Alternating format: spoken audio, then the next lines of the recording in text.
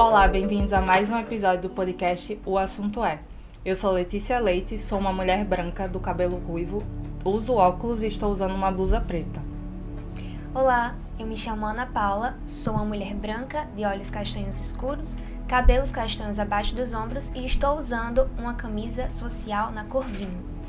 As nossas entrevistadas de hoje são a doutora, a juíza Deonita Antunes, da primeira vara de Canguaretama, né? Pode se apresentar, doutora Deonita. Olá, me chamo Deonita, sou uma mulher branca, de olhos verdes, cabelos ruivos e uso óculos e estou vestindo hoje uma blusa azul. E a psicóloga da nossa Coordenadoria Estadual da Mulher é Cristiane Pontes. Eu sou Cristiane Pontes, eu sou uma mulher branca, os cabelos loiros, curto, e estou vestindo uma blusa de lista, entre verde e azul. E hoje vamos entender os diferentes tipos de violência contra a mulher, as formas de buscar ajuda e também compreender o papel do judiciário na proteção com as vítimas. Sejam muito bem-vindas e obrigada. Então, para a gente iniciar, vamos entender um pouco como se diferencia os tipos de violência contra a mulher. A gente sabe que existem vários tipos: violência física, psicológica, sexual, moral. Então, como caracterizam esses tipos de violência? Posso começar?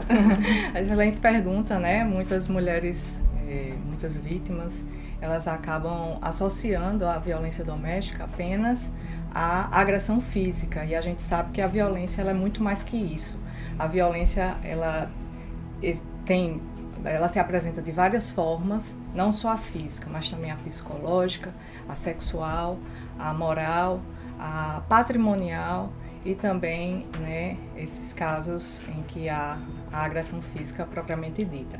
Então, para a gente diferenciar um pouquinho para o público que está nos assistindo, a agressão física é a mais comum, a violência física é aquela que a vítima sofre empurrões, tapas, agressões de diversas ordens, que deixam marcas, a maioria visíveis e outras invisíveis, mas assim, em regra a agressão física ela deixa essas marcas. A mulher passa, quando vai procurar um atendimento, passa por um exame, o exame de corpo de delito, para testar essas lesões. Então toda essa violência que ocorre mediante utilização da força pelo agressor contra a mulher, ela está incluída na violência física. Com relação à violência psicológica, ela se destaca por aquele comportamento manipulador do agressor. Ele insulta a mulher, ele destrói a autoestima dessa mulher, ele apelida a mulher, transforma a mulher, deixa a mulher realmente em uma situação que ela não consegue buscar ajuda. Ela fica realmente muito fragilizada, numa situação de bastante vulnerabilidade. A gente tem também a violência patrimonial, que é quando o agressor ele se apodera, digamos assim, não só de valores da mulher, mas destrói documentos, acaba impedindo muitas vezes a mulher de trabalhar por ciúmes, enfim. Toda essa questão que envolve destruição de bens, destrói celular. Então isso é uma espécie de violência patrimonial. A outra violência que existe também muito presente, que às vezes a pessoa pode achar que não existe, mas ela existe sim, na violência doméstica, é a violência sexual. A mulher ela pode ser vítima num relacionamento de um estupro, de um abuso. Então, assim, essa violência também é um tipo de violência que acomete os casos de violência doméstica e familiar contra a mulher. E por fim, nós temos a espécie de violência moral, que é aquela violência em que o agressor comete algum crime contra a honra, contra essa vítima, ou uma injúria, uma calúnia, uma difamação. Então ele realmente se insere nesse âmbito dos crimes contra a honra. Então são esses os tipos comuns de violência doméstica que a gente tem para discutir aqui. É muito complexo, Porque, que nem a senhora falou, são muito, às vezes, interligadas, Às vezes começa de um jeito e as mulheres só percebem quando chega naquele ápice, que é a física. Cristiane, lá na Coordenadoria Estadual da Mulher, vocês atendem muitas mulheres que estão passando por essa situação, né? Isso. A gente atende também lá na coordenadoria, a gente trabalha no mesmo prédio da Central de Flagrantes. Então, a gente atende esse público. Como assim? O agressor, quando ele é preso, ele vai para a audiência de custódia, né? Quando ele é preso em flagrante, ele vai para a audiência de custódia, que fica lá no nosso prédio. E nós, assim que recebemos a pauta, olha quem são a violência doméstica, e a gente atende as vítimas, né? No outro dia a gente liga, a gente convida para ela ir na coordenadoria, a gente orienta, encaminha para a rede, faz esse acolhimento, né, na nossa sala Lilás. A sala Lilás é uma sala, para nós, né, doutora, muito importante, porque é uma sala de um acolhimento especializado, né? Não é uma sala qualquer, né? É uma sala acolhedora, que a gente utiliza a Colilás, e que a vítima, quando ela chega, ela tem um tratamento diferenciado, né? Um tratamento mais acolhedor, porque a gente entende que ela vem passando até chegar na violência física, né? Ela já passou por várias outras violências. Então, a gente entende que ela chega muito fragilizada, ela chega muito acabada emocionalmente. Então, a equipe, né, de psicóloga e assistente social faz esse acolhimento, que é o primeiro acolhimento da entrada dela, para a gente escolher qual é a rede, né, para quem a gente vai encaminhar. Às vezes a gente precisa encaminhar para a saúde mental, quando ela está muito abalada, quando ela já está muito fora de si. A gente encaminha para assistência jurídica, encaminha para a questão social, né, para assistência social, onde ela vai ter um apoio. Muitas vezes ela precisa sair de casa, ela tem filho, muitas vezes não tem o que comer. Então, a gente trabalha também fazendo algumas ações, como bazar beneficentes, né?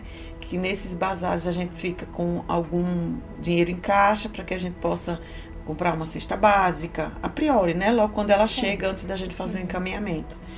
E a Sala Lilás, ela é diferenciada por isso, por esse acolhimento, por essa escuta mais especializada. E não tem só aqui em Natal, né? Existem várias comarcas a Sala Lilás. Isso, existem várias comarcas, né? E, Cristiane, a senhora, enquanto psicóloga, como observa a importância do acompanhamento psicológico para essas mulheres que são vítimas de violência? Pois é, o que causa mais dano, na minha opinião, não é nem o físico, sabe? A violência física, claro que ela é danosa, mas o que causa mais dano emocional é a violência psicológica. Então, a gente entende que essa violência psicológica, ela chega muito mais fragilizada do que uma violência física, porque ela mina. Eu sempre digo assim, como o agressor, ele mina todas as defesas dela. Primeiro ele faz com que ela fique distante das amigas, ela fique distante da família.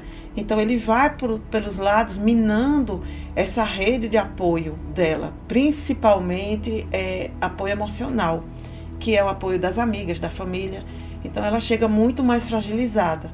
Então essa escuta da psicologia, também do serviço social, ela é muito importante nesse momento, porque ela vem acabada, né? Ela vem onde ela não teve como procurar antes ninguém. Então ela chega pra gente procurando mesmo um apoio, né? Algumas chegam, inclusive levando os filhos, muitas vezes não tem para onde ir, porque ela precisou sair de casa.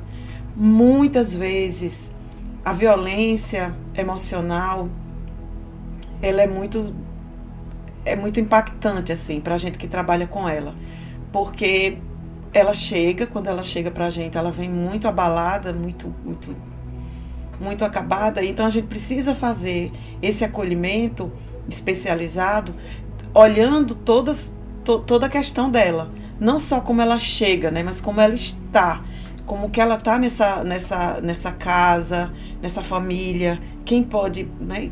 E tem a violência que a gente fala que é a pior de todas, porque ela causa uma dependência emocional do agressor. E isso as pessoas que estão de fora não entendem. Por que ela não deixa ele? Por que ela não sai de casa? Por que ela não denuncia? né? Então as pessoas pensam que é fácil sair do tipo de violência desse. Eu assisti essa semana uma mulher em que ele bateu e a família denunciou, os vizinhos também, e ela foi abraçá-lo, pedindo para a polícia não levar na hora que a polícia chegou para prendê-lo. Então ela não queria deixar, eu quero levar ele para casa, eu quero que ele vá para casa comigo, me perdoe, me desculpe. Então muitas vezes nesse tipo de violência a vítima ela sente uma culpa que não existe na realidade, né? Mas é uma forma de como ela enxerga esse relacionamento, que ela está muito abalada emocionalmente. Doutora Deonita, desculpa, tudo bem.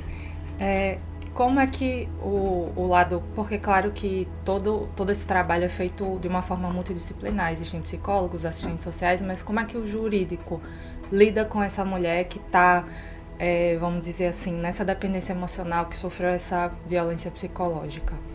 Bem, a questão do judiciário, né, o papel do judiciário, ele é muito importante na proteção das vítimas. O judiciário, com a Lei Maria da Penha, que é um dos melhores instrumentos de proteção da mulher, né, ele permitiu que o judiciário agisse de maneira rápida, né, e criar, através da aplicação das medidas protetivas de urgência para essas mulheres que chegam até o judiciário, né, para garantir a integridade física e propriamente a vida delas, né.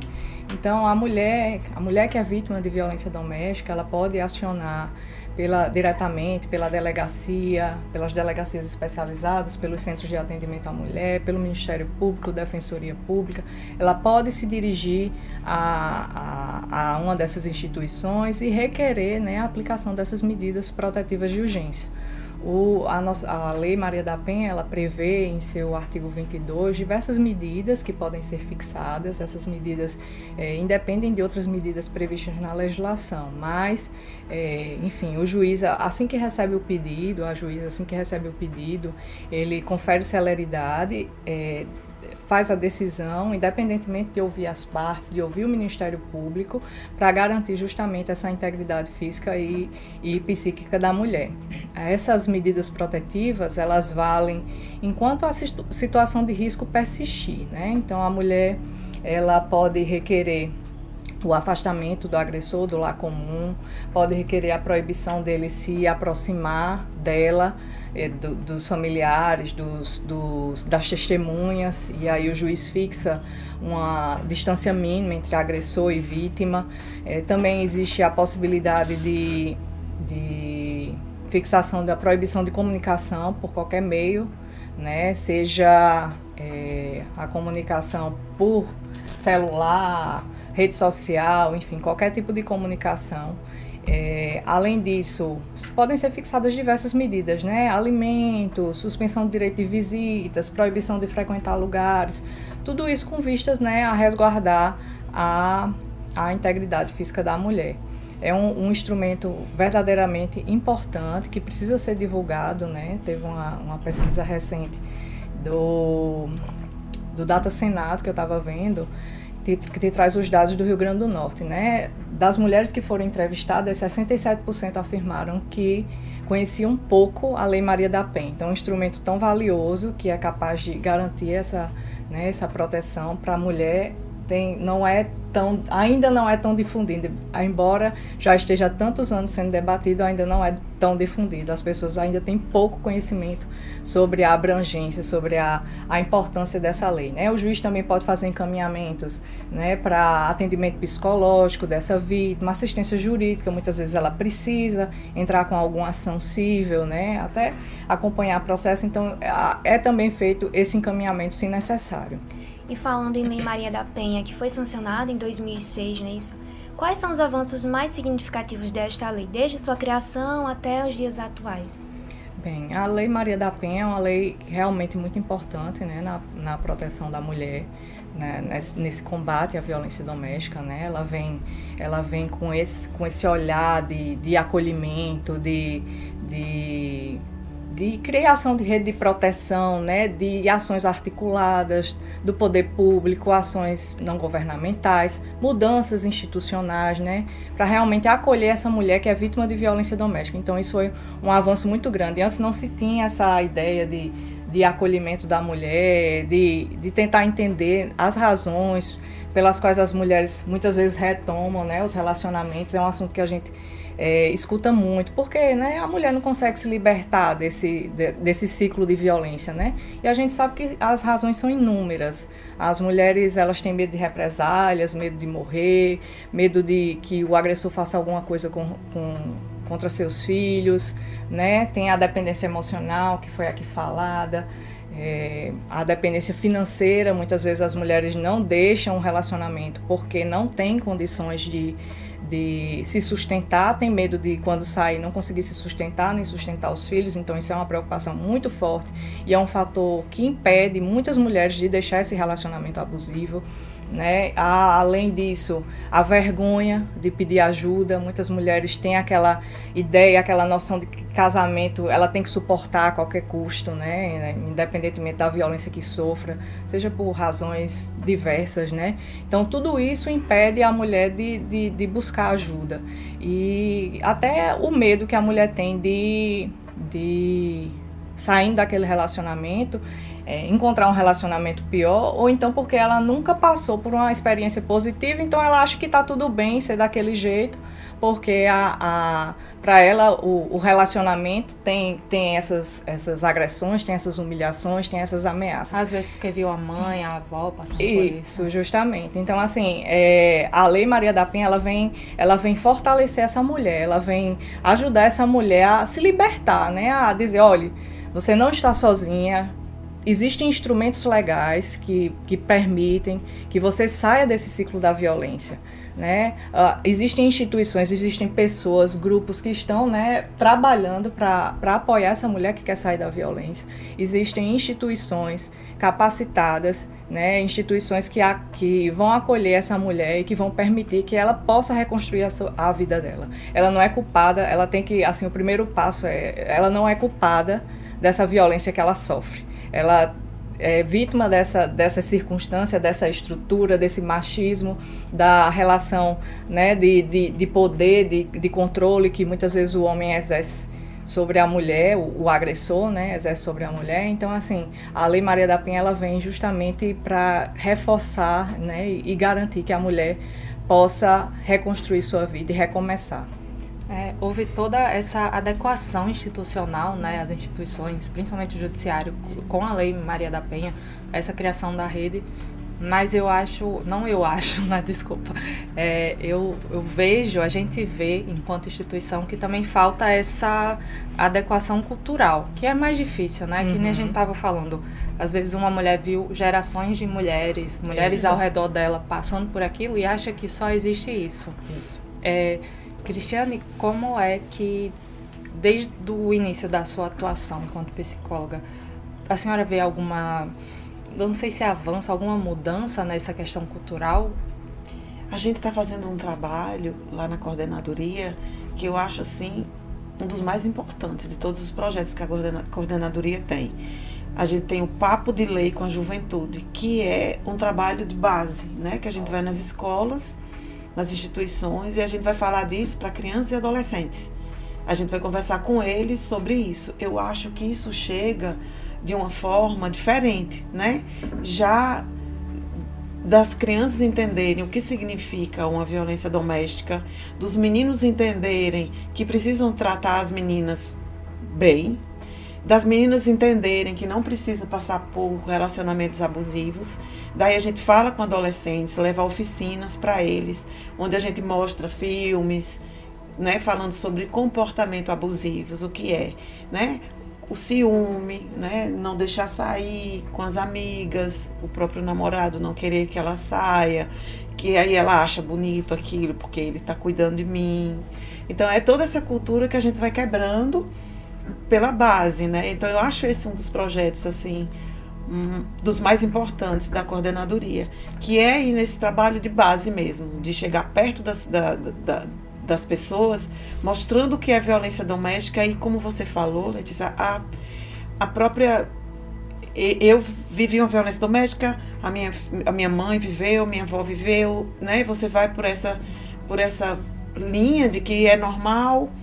Tem uma questão religiosa também muito forte, onde se fala que ruim com ele, pior sem ele, então para que você vai separar, você tem que ficar. Então a gente vai desmistificando isso, né? Que o relacionamento ele precisa ser saudável, precisa ser funcional. Precisa ser bom para os dois, né? Senão não funciona. Exatamente, né? Porque a gente precisa explicar isso para as crianças. Os trabalhos que a gente faz, exatamente falando para elas verem, né? Ah, sim, mas acontece que eu já vi a minha vizinha, a minha colega, a minha mãe. E aí a gente vai fazendo esse trabalho de prevenção mesmo, que eu acho muito importante, porque nós temos um machismo estrutural, né? Principalmente aqui na nossa região Nordeste, que é bem forte. E neste caso, falando das vítimas, né? Como os familiares e os amigos podem ajudar no caso de uma vítima que está sofrendo violência doméstica, nessa questão psicológica, e dar um apoio, ser uma rede de apoio? O mais importante é acolher. Porque muitas vezes o que a gente vê é as pessoas dizendo, saia, vai embora, deixe ele, por que você está com ele, né? Então a importância desse acolhimento e entender que ela não saiu ainda porque ela não conseguiu. E que a gente precisa dar esse apoio para que ela consiga se fortalecer, se empoderar, para poder conseguir sair de um relacionamento abusivo. Mas a primeira coisa é o acolhimento das amigas, da família. A gente sempre vem nas campanhas explicando isso. Que nunca aponte o dedo, né? Tente acolher, conversar com ela, entender que ela está passando por aquilo, que muitas vezes, como a doutora disse, ela tem vergonha, né? Ela tem vergonha até de dizer que está passando por esse relacionamento. Muitas vezes elas saem disso, não dão conta de ficar sozinha, elas voltam para esse agressor e o ciclo de violência volta e continua, né? Que a gente chama até de violentômetro, quando existe o estresse, depois as agressões verbais, depois a agressão física, daí ele pede desculpa, vem a lua de mel e aí começa o ciclo. Ela acha que ele vai mudar, que ele vai conseguir sair, que ela vai conseguir sair disso, que ele vai entender que está fazendo errado, que vai mudar, mas o ciclo muitas vezes precisa ser combatido. Então essa mulher precisa ser acolhida, precisa ser empoderada, né, das atribuições que ela pode desenvolver, e isso fazer com que ela possa entender que ela não está sozinha, que existe uma rede de apoio que pode estar junto com ela. Então o mais importante é esse acolhimento. Eu acho que ainda existe muito a cultura até das mães, né? Não culpabilizando as mães, mas é porque também é o que elas conhecem, de dizer, sim, não, minha filha, não se separe, fique aí. Pelo bem dos seus filhos, mas às vezes tudo que os filhos veem é violência, sim, né? Às vezes os filhos não veem a física, mas vê o pai tratando a mãe mal. Os filhos também é uma violência para os filhos, sim, né?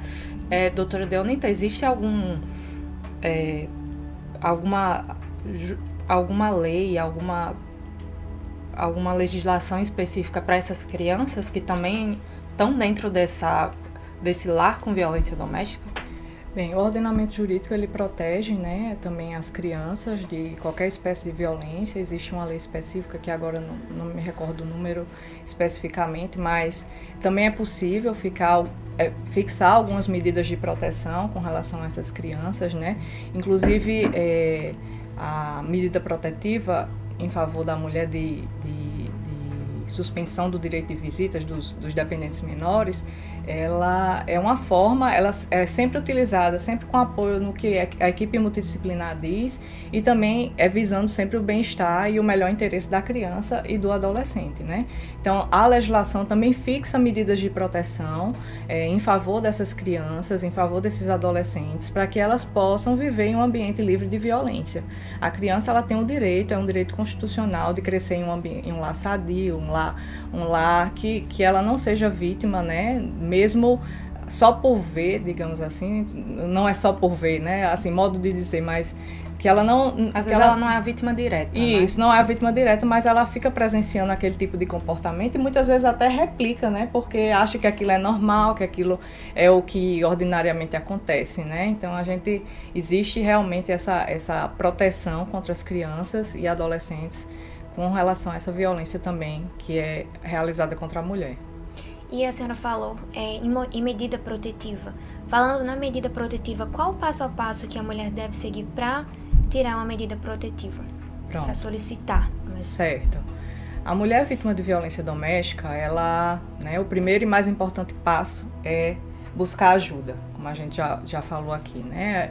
É muito difícil a mulher se desvencilhar desse ciclo de violência, ela está muito fragilizada, muito com autoestima destruída. O agressor muitas vezes, por esse ciúme excessivo, isola essa vítima de uma forma que ela não tem a quem recorrer, ela fica sozinha, assim, ela fica numa situação de total vulnerabilidade.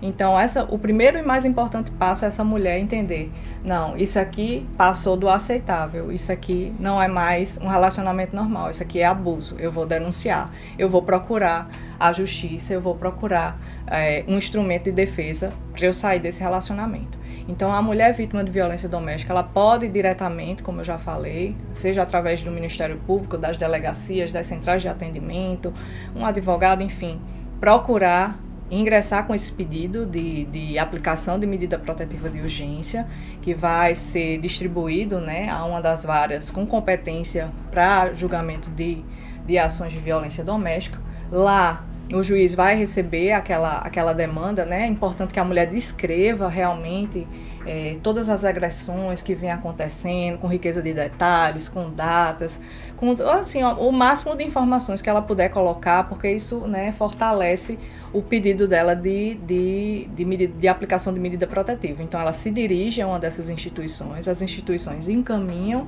ao judiciário, e ao judiciário é imediatamente feito conclusão para que a juíza possa decidir e aplicar essas medidas protetivas de urgência.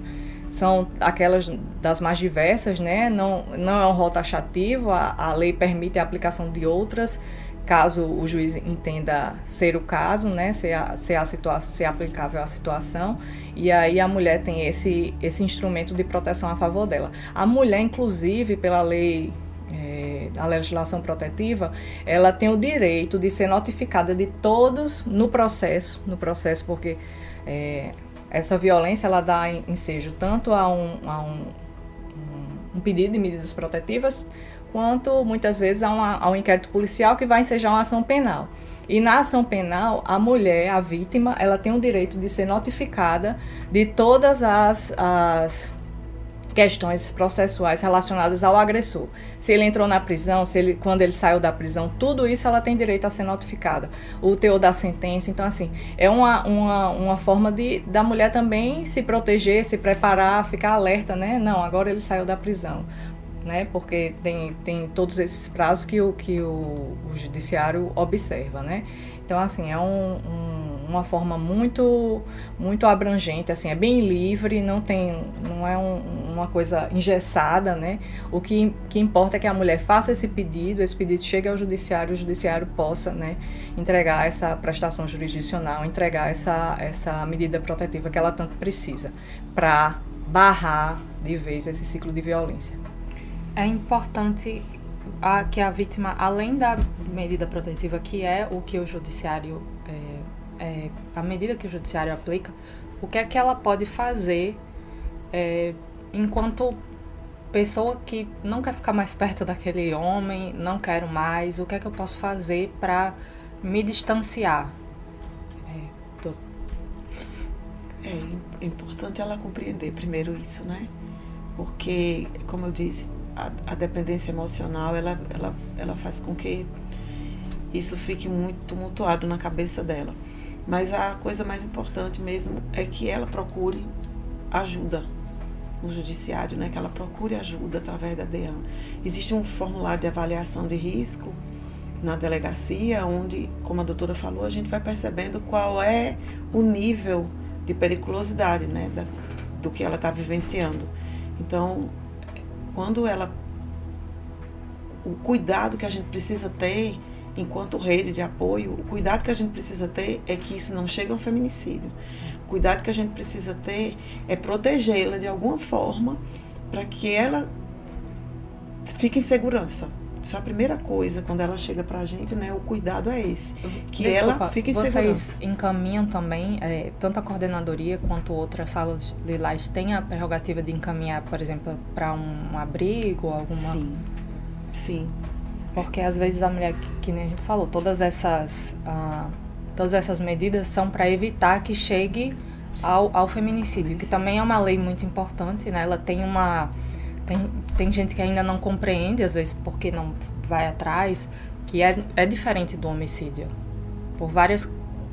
justamente por essa questão de gênero. Exatamente. Tem como explicar um pouco pra gente a diferença? Do feminicídio? Sim. Claro.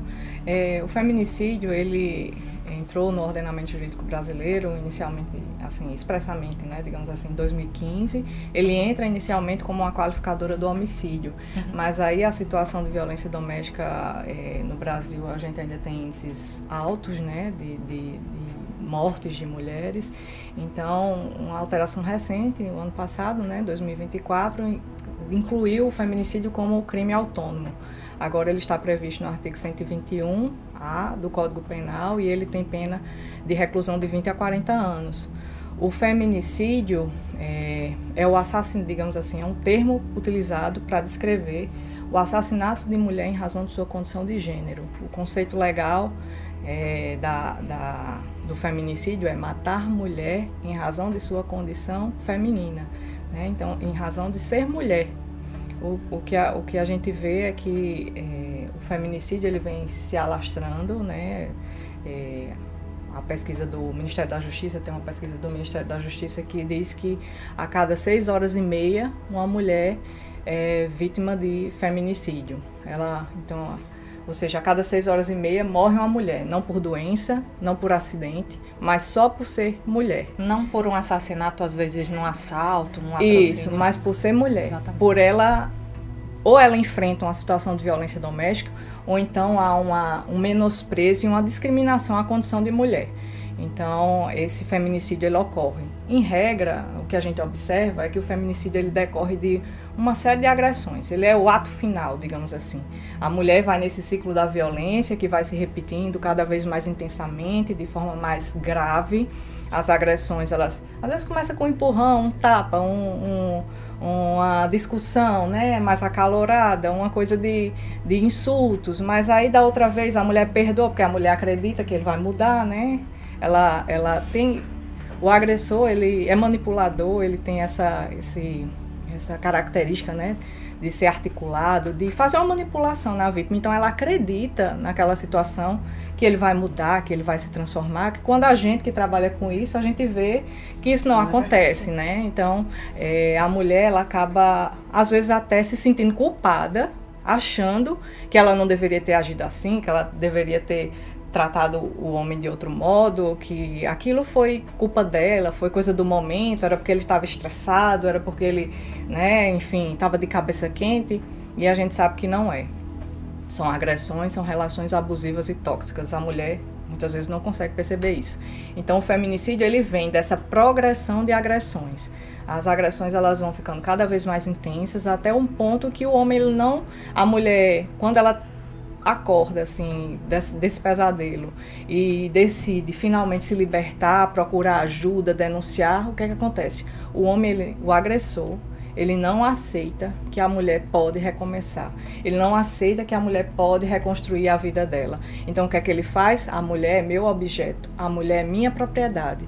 Eu decido quando eu vou eliminá-la. Então ele usa o feminicídio, a morte dessa mulher, só por ela ser mulher, para, né, resolver esse problema que ele tem, que dele não aceitar por ciúmes ou por intolerância à separação. Ele não aceita a separação, então ele mata essa mulher e o feminicídio é o ato extremo de violência, né, o que a gente tenta evitar. Então essa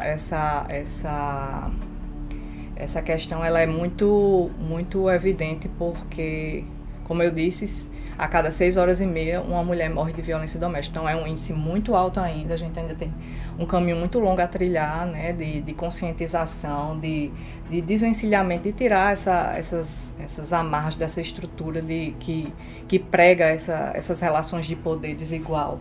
A mulher, a gente tem que disseminar nas escolas, nas faculdades, nos ambientes em geral, essa necessidade de igualdade de gênero, de respeito, fortalecer as redes de apoio, porque né, esse primeiro acolhimento que a mulher recebe é extremamente importante, né? Se não tiver se esse acolhimento não for, né, já é difícil a mulher se livrar do ciclo de violência doméstica, e se ela tiver um acolhimento que não for assim integral, que não observe as necessidades dela, vai acabar realmente ela voltando para esse ciclo de violência doméstica e, infelizmente, muitas vezes chegando a ser, né, vítima de feminicídio. A gente vai entrando agora na nossa reta final do podcast, mas eu acho que essa discussão foi muito rica, né? A gente conseguiu... Necessária, infelizmente, né? Porque às vezes a gente pensa, de novo março, de novo falando sobre violência doméstica, não só em março, mas todo mês a gente tem que bater nessa tecla, principalmente eu acho que enquanto instituição que tem esse dever de proteger essas mulheres, né? E tem muitos mecanismos, a gente precisa só espalhar essa palavra, e eu acho que é isso que a gente está tentando fazer aqui. Exato, tem várias campanhas, como Sinal Vermelho, que é uma campanha do CNJ, que né? Ficou bem popular, sim. Exato, então a gente trabalha nessa campanha, que é fazer um X na mão, onde a mulher procura ajuda quando ela está próxima ao agressor. Então, esse símbolo do X na mão vermelho, de batom, ela pode chegar num lugar e dizer que está sendo coagida. Então, ela procura ajuda dessa forma. Então, várias formas, né, que a gente tem de buscar ajuda para essa mulher. Nossa, eu já vi gente, desculpa de novo, ligando pra polícia dizendo, eu queria pedir uma pizza, tal endereço. Sim, aí os assim policiais treinados, não só, eu já tinha visto fora, mas eu já cheguei a ver aqui no Brasil também, não só, eles já sabem, é violência doméstica, sabe, existem muitas formas de pedir ajuda. A gente, infelizmente, só precisa incentivar essas mulheres, né? Muito obrigada pela participação, tanto das nossas convidadas quanto de Ana Paula. Muito obrigada. Também quero agradecer a participação e obrigada por terem aceitado o convite para a gente reforçar esse assunto que se faz muito necessário. Como a Letícia falou, não só neste mês, mas em todos os meses. Todos os meses. Vamos cuidar das mulheres. Exatamente. Eu agradeço também a oportunidade de poder contribuir para a discussão desse tema tão relevante, né? Que a gente possa difundir cada vez mais os instrumentos de proteção contra a violência doméstica e que menos mulheres sejam vítimas, para quem sabe um dia a gente possa caminhar para um mundo livre de violência. Muito obrigada. Obrigada, gente. Muito bom estar aqui com vocês, porque é um tema relevante, é um tema que a gente precisa estar o tempo todo. É cansativo? Não deve ser, né? Porque a gente precisa chegar até as pessoas para que elas entendam que ela pode, não só às vezes a mulher que não consegue buscar ajuda, mas que nós possamos chegar e buscar ajuda para essa mulher. Certo. E a gente chega ao fim de mais um episódio e curta, compartilha esse episódio. Se você conhece alguém que está passando por uma situação de violência doméstica, ligue para 180, denuncie, não é preciso ser a vítima para denunciar, fique atento aos sinais e é isso, até o próximo.